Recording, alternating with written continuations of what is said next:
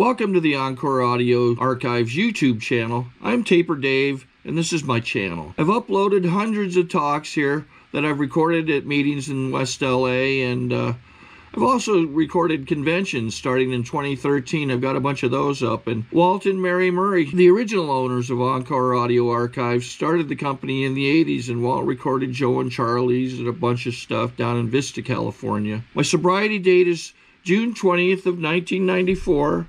I hope you find something you like, so please like and subscribe to my channel and comment down below. If you want to hear something that I don't have or that you don't see, I'll see that I get it. Anyways, take care and have a great day if you want to. Now let's welcome our main speaker for tonight, Lynn.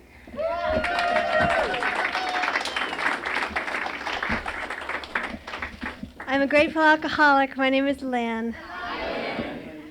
And by the grace of God and the principles of Alcoholics Anonymous, I haven't found it necessary to take a drink of any kind of alcohol or to use any mind-altering substance stronger than a Sudafed since December 31st, 1988. And for that, I am extremely grateful. Everybody who knows me or knew me when I was drinking is grateful I don't drink anymore. My mom and dad are really grateful I don't drink anymore. My little sister, both my brothers, are really grateful I don't drink anymore. My cousins, including my cousin Robert, who didn't get to Alcoholics Anonymous and whose heart gave out on Easter 2 years ago after a long run of alcohol and drugs, was grateful that I made it to Alcoholics Anonymous. Both my ex-husbands are grateful. Oh, baby, I learned from my friend. Any of y'all come to some of you come to the morning meeting, I know that. I learned from my dear friend Paul C., who comes to the morning meeting and sits where I sit over in the brain dead section. Princeton educated, aristocratic, fabulous, old, low-bottom drunk, but well-educated. He said, "My dear, you are the kind of woman who just shouldn't drink." Isn't that so great? That just sums it up, you know? Really. I remember when I was a little kid in school. Do you remember social studies? I don't know if they still call it that, but we had social studies, and they talked about twin cities. Do you remember that? Studying twin cities like Dallas, Fort Worth is a twin city, and Minneapolis, St. Paul is a twin city. And I thought, I was a smart little kid. I thought, I live in a twin city too. I heard it on the radio all the time. I live in Anheuser-Busch, St. Louis. And baby, that's how it was. I was an AB baby. My dad worked at the brewery. We had 3 refrigerators in our house. 1 for food and 2 for beer. 1 for keg beer and 1 for bottle beer. Oh, gosh. And my father, you know, all the little neighbor kids used to come over and listen to Mr. Solomon fix the washing machine, you know. He was a character. You know, our family stood out. When I was a little kid, my dad used to like to drink and put on John Philip Sousa music really loud, you know. And he and Mr. Lamai would paint the house. You know, oh, my God. They were having a lot of fun. You know, I knew that even when I was a little kid. They were having a lot of fun. And my Aunt Sis was the alcoholic. My Aunt Sis. She was married, I think, 4 times. We're a marrying bunch. That's kind of how that's like our escape clause for not being slutty. We're always married. Oh. But Aunt Sis was my dad's sister, and she had wanted to be a dress designer and wasn't allowed. She had to go to secretary school, and as a result, she became an alcoholic. And so I knew about Alcoholics Anonymous from the time I was a little kid. She married a very wealthy man, my Uncle Butch, who had been persecuted in Germany, not for being Jewish, but because of his political beliefs. And he had been run out of Germany. He was a chemist. And he came to the United States and he invented Emco birth control foam. You remember birth control foam? Do they still have it? Anyway, he invented birth control. Uncle Butch invented, I can't make this stuff up, can I? Only in an AA meeting can you hear this stuff.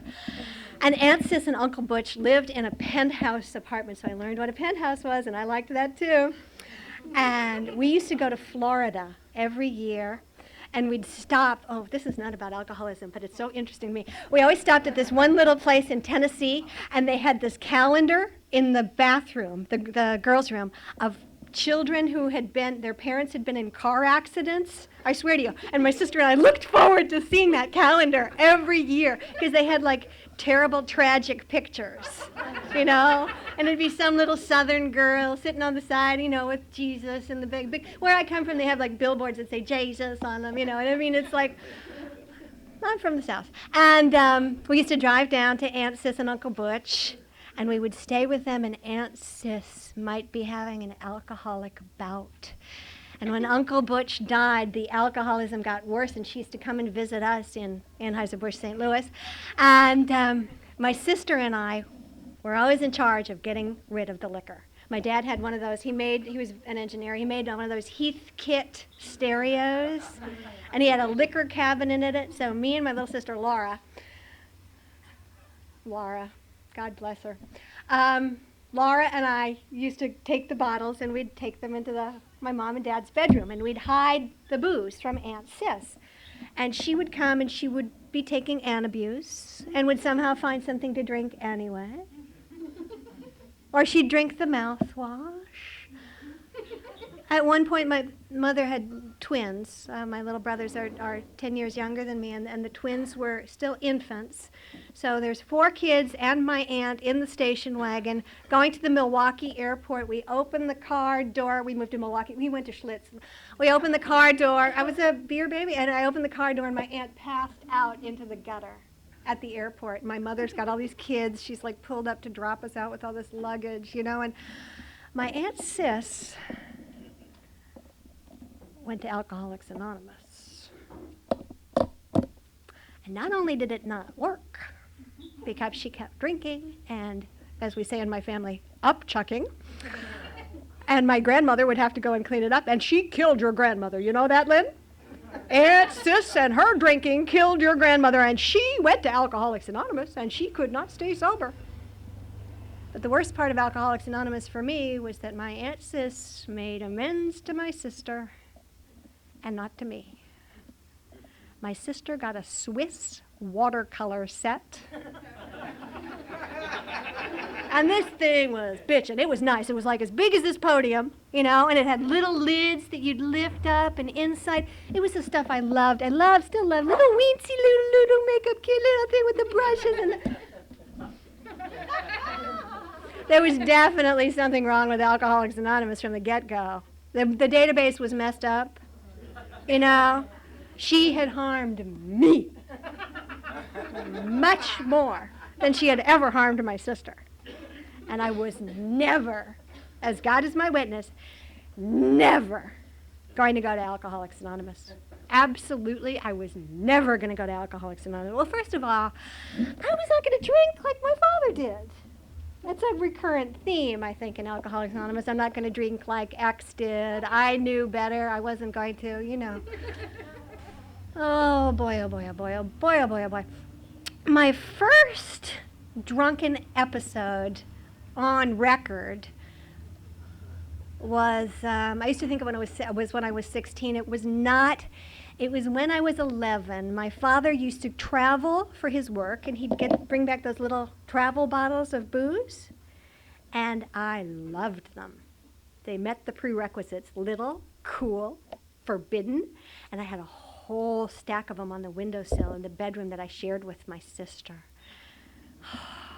I loved that collection. Crown Royal bottles and Jack Daniels bottles. And about that time, I became interested in another forbidden fruit, comic books. In my family, we were not allowed to watch television. We didn't have a television until my grandma died when I was 12. It was supposed to make me an intellectual. You see how well that worked. Actually, I am pretty intellectual, and I still don't have a TV. But didn't stop me from being an alcoholic. I didn't have a TV, and we weren't allowed to read comic books in my family. So the forbidden fruit of comic books, they were available at other people's houses. And in the back of the comic books were ads for things like a monkey that will fit in a teacup, or a seahorse. The seahorse, and all you had to do was sell greeting cards. Well, that box of greeting cards came to the house. My parents almost killed me. It was bigger than I was. It was huge. And so my next get-rich-quick scheme from the back of the forbidden comic books was to let my fingernails grow. I don't even know if I saw this in the comic books or just heard this somewhere, that you could let your fingernails grow really long and cut them once they got 5 or 6 inches. You ask my parents, this is true. That's my husband. And if your fingernails got really long, you could cut them and send them away, and someone would pay you a lot of money. Always important for me. I was like a renegade babysitter from the time I could slap them down and change those diapers. Man, I was making money. I loved to make money when I was a little kid, get away from my father and do what I wanted to do, go to drama school. And another story. So my dad didn't like the idea of my growing my fingernails. I had a thumbnail that was like, it was gross, man. It was like a shish kebab skewer. It was like a foot long. It was so ugly. It was all twisted and gnarled and yellow. And I thought that was the coolest thing in the world, to have these really long fingernails. I could play that. I was playing the guitar for that 15-minute period. And oh man, my father had a bit too much to drink one night, and he cut my fingernails. My father was not a nice man. That's the tip of the iceberg. My father and I are now like this. And that is the gift of Alcoholics Anonymous. But for years, I did not talk to my father. I called him the sick F, or our Father who art in St. Louis, depending on how much I'd had to drink. So my father cut my fingernails, and I headed for the miniatures. And to my knowledge, that was my first drink. Now, by that point, he was working for Schlitz, and we lived in Milwaukee. Long story short, he and his partner, Fritz, were the original engineers of the original pill tab ring top easy open end. My dad and his partner Fritz were down at the river in St. Louis and said, these beer cans would be better if you didn't have to use a church key to open them. Why don't we invent something that has sort of a ring tab on it? You pull it off. And they went to Augie Bush, and he said, no, nobody will ever buy that. Why not just use a can opener? So legend has it, and who knows if this is true, but legend has it my father and Fritz went to the airport and said, call Carolyn, that's my mother, tell her we're going to Milwaukee. God damn it, we're going to sell this to Schlitz. And he went, and they did, and we moved to Milwaukee. And my life changed. I went from being, upper, lower class, where we had pancakes at the end of the month and lived in a subdivision, to definitely lower upper class. And I got this tall at that time. I was the tallest one in the class. I was country when country wasn't cool. I had this big hair. Now, nothing about this hair is natural, trust me. No, people ask me, what's your natural hair color? I go, God, I have no idea. It used to be red for a long time. If you remember me, I had red hair. I have no idea what my hair color is, but it is big and bushy in its natural state, isn't it? I used to go to a shop where I was the only white person in the shop. They'd say, damn, you got some kinky hair for a white lady. I've got big, kinky hair. This thing is so processed. This head does not occur in nature. Anyway, so I moved to Milwaukee. We moved to Whitefish Bay, Wisconsin. Everybody else is rich, petite, and Jewish. And they're all fabulous looking. Julie Smith and Amy Smith. And they were just all beautiful and tiny. Petite, tiny, gorgeous. Thank God for boys. That's the only thing that got me through, because I was always attractive to the opposite sex. It was just a natural gift I had. I don't know. And it got me invited to all the parties. I didn't have to do it with them. I was a tease. I didn't do it until late in my teens. But I tormented more teenage boys for drugs and alcohol. Oh! There was another Gentile in the community, Kitty Houlihan. Kitty Houlihan and I were best friends, and Kitty Houlihan's big brother Pat had a Harley Davidson. This was Milwaukee after all.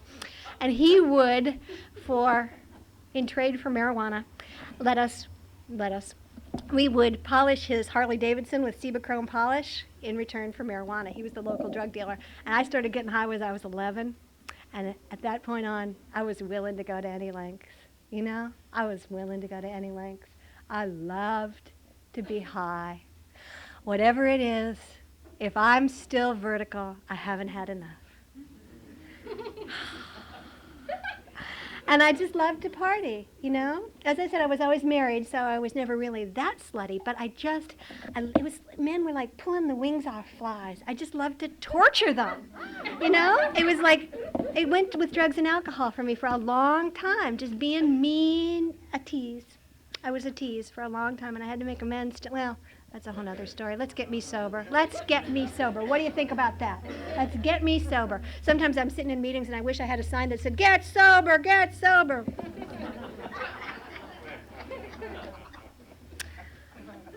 I went to drama school, and I came out here to become an actress.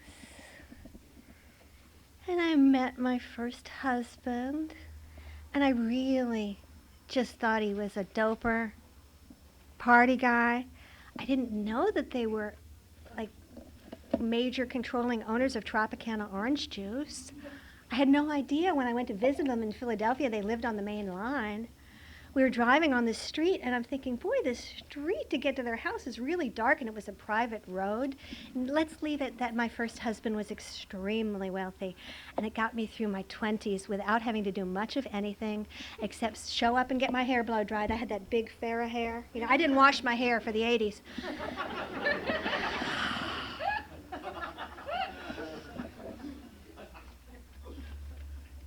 You know, my husband said something to me yesterday. I've had to make amends to that husband. And I did things. If you're new and you think you're the sleaziest person in Alcoholics Anonymous and I'm so high class and you'll never be like me, trust me. You know, I was married, but I screwed his teenage brother, who became a priest afterwards. I swear to God. Is that bad? That's really bad, isn't it? It's really bad. He never slept with another woman after me.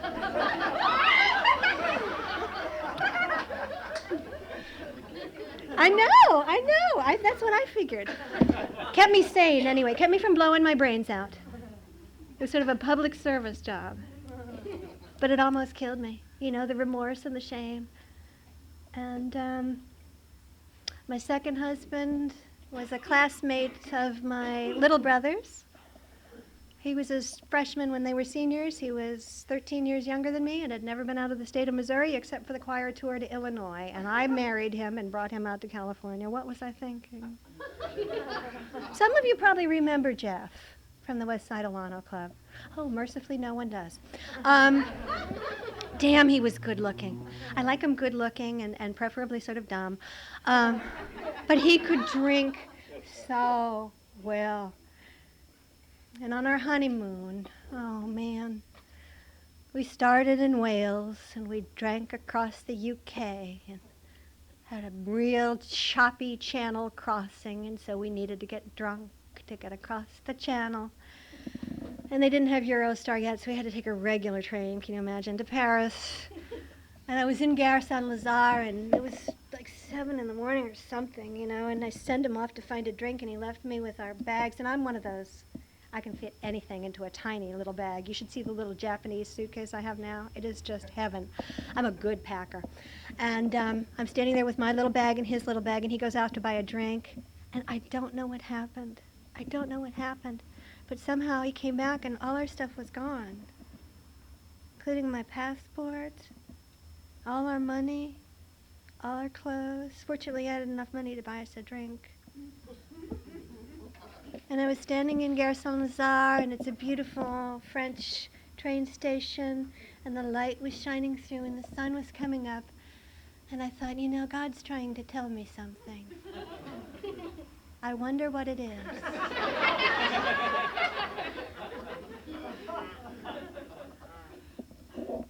So we went to Traveler's Aid. We got enough money. My best friend with whom I had had my first major teenage blackout, Jean, was stationed in a country that no longer exists, East Germany, actually right on the border between East and West. And I went to her house. And that New Year's Eve, I'd already made up the decision that the party was over. I couldn't drink anymore. So I was going to have one drink, but then it turned into 2, and then it turned into 4, and I used to say it was 9, but honest to God, I have no idea how much I drank that night.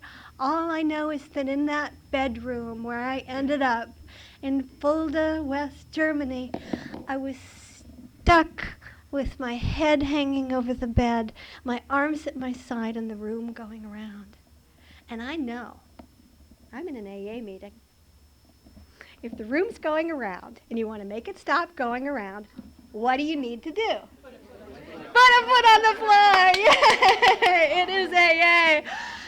And I was so drunk, I couldn't put my foot on the ground. And I couldn't move my hand to put my hand on the ground. And the room was going around so bad. And I was on my honeymoon. And I knew it was not a good idea to marry Jeff. And I said that alcoholic's prayer. Please, God, I can't do this anymore.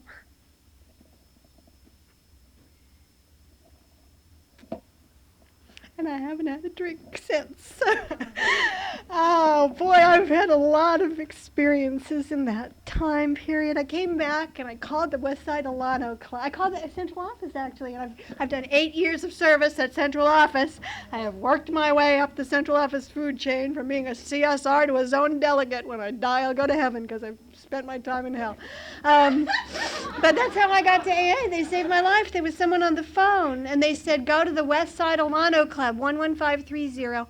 And I didn't really understand that you had to quit drinking in AA, because my only experience with it was my Aunt Sis. So I went, and I thought, you know, that could be a nice wet bar. Maybe they have practice drinking sessions here. And I stayed because I didn't know that we really have to not drink one day at a time. I remember being in such a dismayed, just a terrible condition. I remember the first meeting when they were holding hands at the end to say their early meeting. Who knows, maybe this was a year, who knows. I was really, really strung out. And I didn't know if I hold my hands facing down or facing up. And I was afraid that you all knew and I didn't. And I just was so miserable. The first time somebody asked me to say the Lord's Prayer, they said, Lynn. And at the Alano Club back then, there were 2 Lynns. If any of you were there, you remember there was Blonde Lynn. I was not then Blonde Lynn, I was Red Lynn. But there was Blonde Lynn and Albania Lynn. I was Albania Lynn. This is my Albania blouse. I didn't want to do a 4th step. So instead, I concentrated on getting into Albania. And in fact, I became the first American woman to go there in almost 50 years, turned 3 and spent years 2 and 3 in the small, then communist country of Albania. It really saved my life. They had been told they'd never see an American again, and even if they imagined seeing Americans, they weren't imagining seeing an American like me, you know? And I was just loved back into sanity. And I stayed sober, 3 meetings in 14 months? I had a big book, and when we had electricity, I could read it. I started a meeting. I worked at the embassy, so I had to be very anonymous about my meeting. But I started a meeting, and it was just me. And it was the West Side Alano Club 11th Step meeting of Tirana, Albania. I was always the keynote speaker. I was the secretary. I made the coffee. I did the literature in case somebody showed up. And at the end, I'd hold my hand and I'd say the Lord's Prayer. And it was at Saturday afternoons from 5 to 6, just like the real 11-step meeting where I go now to this day. Eventually, I came back when I was 3 and I went to work at the Clare Foundation. And there I met my husband, Dan Peterson. I got a call. They said, there's an organization called ORT that has sent someone to Albania.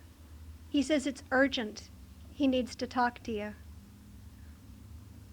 So I called this guy. I'd moved back here by then. I spoke Albanian, and I called this guy, and he said, "Hello, my name is Bill W., and I'm an alcoholic. I want to start a meeting. Can you come back?" So I asked Ruth King, and she said, "Sure." And I asked my friend Paul, I said, "I don't have any money. I'm working at Claire. Can you buy me a round-trip ticket to Toronto?" This is the Muscatel Mafia. Anything can happen in this outfit. And people got me back to Albania, and we started a meeting, and it was very cool. We had a coffee pot and just the two of us, and now it's thriving. Albania is the country that brought us Mother Teresa and John Belushi. So they're really trying to be good, but boy, are they a bunch of parties. There's a whole region called Belushi, so there's no short supply of alcoholics in Albania. And I guess some guy came in from Turkey. Turkey's right next door, and he came in, and he's got 28 years sober, so he's like the dirty jack of, the Tirana, Albania meetings. I knew I was powerless over alcohol really early. It was just so much fun for so long, and I just couldn't stop. I have grave emotional and mental disorders, and alcohol helped for a long time. And coming to believe that a power greater than to myself could restore me to sanity was aided by this notion that we can come to believe. I'll be honest, the corniest things in AA have often been the most effective for me. Making a decision to turn my will and my life over to the care of God took place in the Chungking Chinese restaurant next to the West Side Alano Club. We had Diet Cokes and Chinese chicken salad. I was not yet a vegan. And we went up, and she said, "You've got to pray on the floor of a dirty bathroom and say the third step prayer." And that's what I did. As you've heard, I delayed doing my fourth step for a long time by my interesting experience going to Albania. Eventually, I got miserable enough, and I did my fourth step. And my sponsor at the time said, "What's your favorite lunch? I will have it for you when you do your fifth step." I was impressed, and now I do that too. She made me a turkey sandwich with Thousand Island dressing, French sourdough bread, and those roughly potato chips. She said, "Put the book up on the shelf, and then we'll do step 6. Find a shelf in your apartment where you can put your book up high." So I put my book up high, and then we're reading the big book about step 6, and it says, "Returning home, take your book down from the shelf." And I thought, it's a conspiracy. These people. So I took my book down from the shelf, and step 7 was really difficult. I just thought if all my defects of character went away, I wouldn't have any personality. I wouldn't have any pep. I wouldn't have any get up and go. So much for that notion, huh? Made a list of all persons I had harmed. Ooh, that dang second husband of mine. I'll tell you, as rich as the first one, the second one was poor.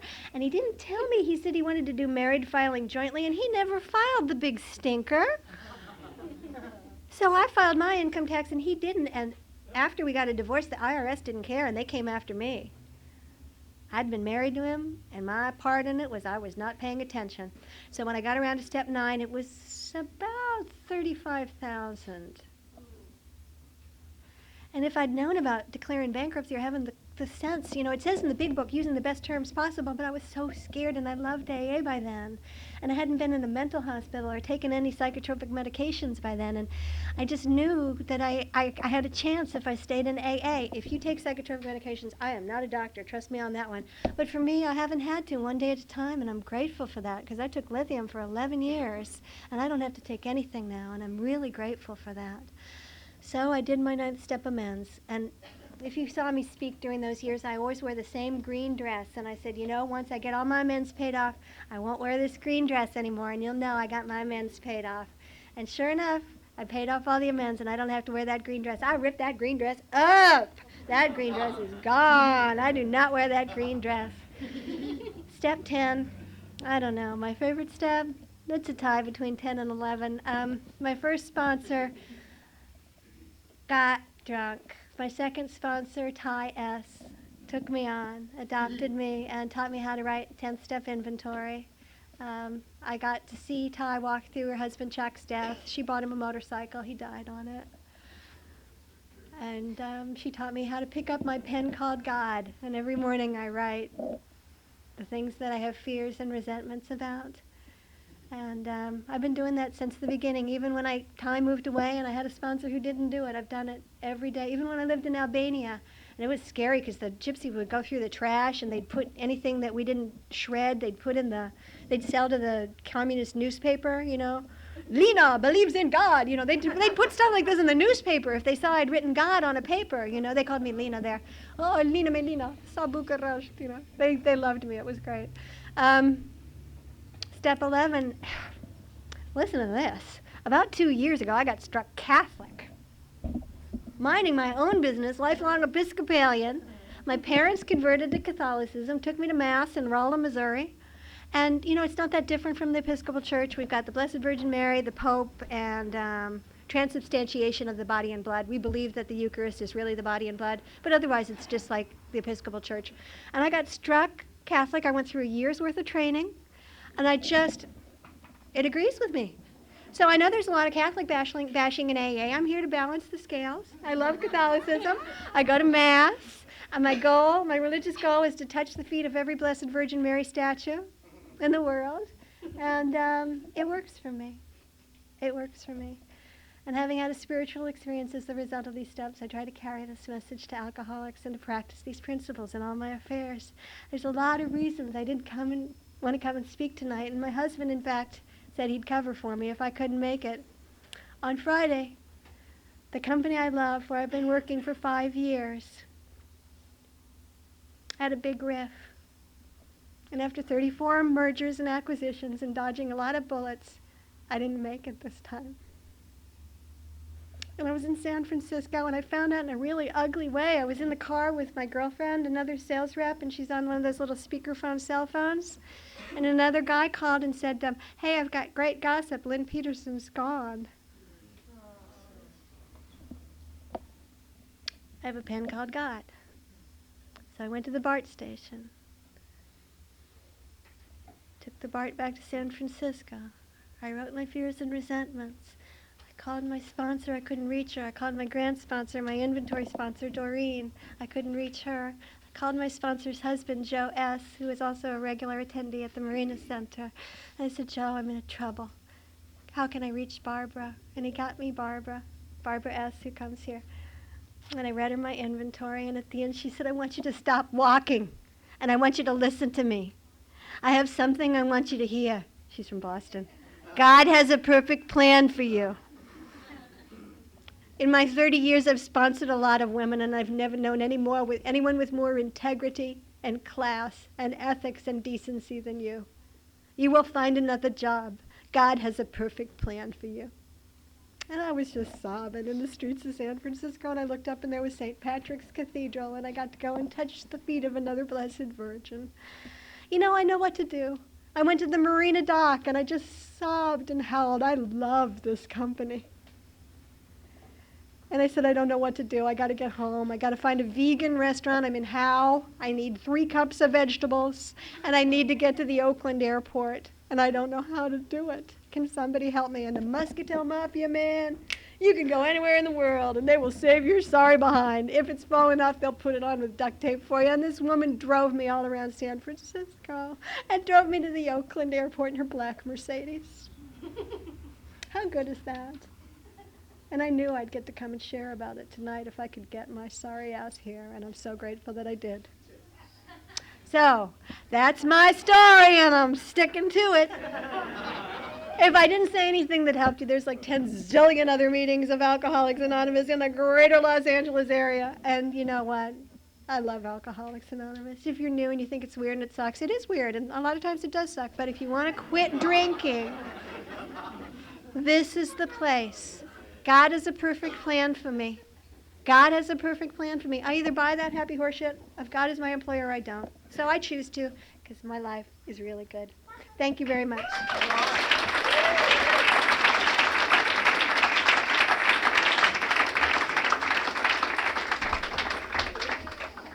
I think we got a great talk going on here. Thanks for watching the channel. Taper Dave here.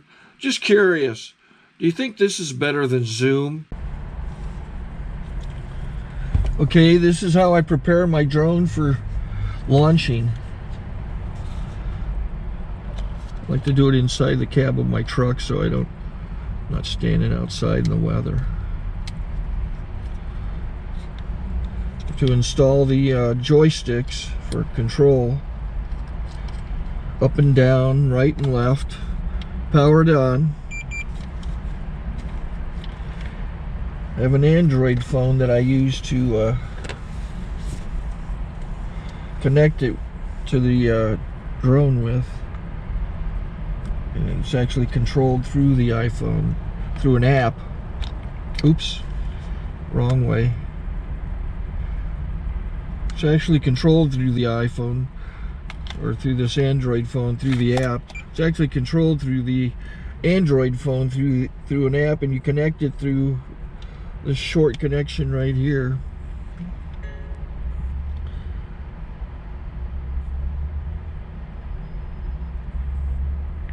Remote control connected. Remote control's connected. So I pull out the drone.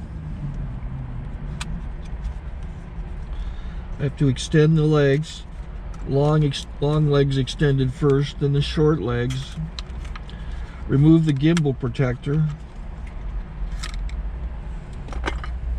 Set that aside, then power it on one short burst, then one long burst.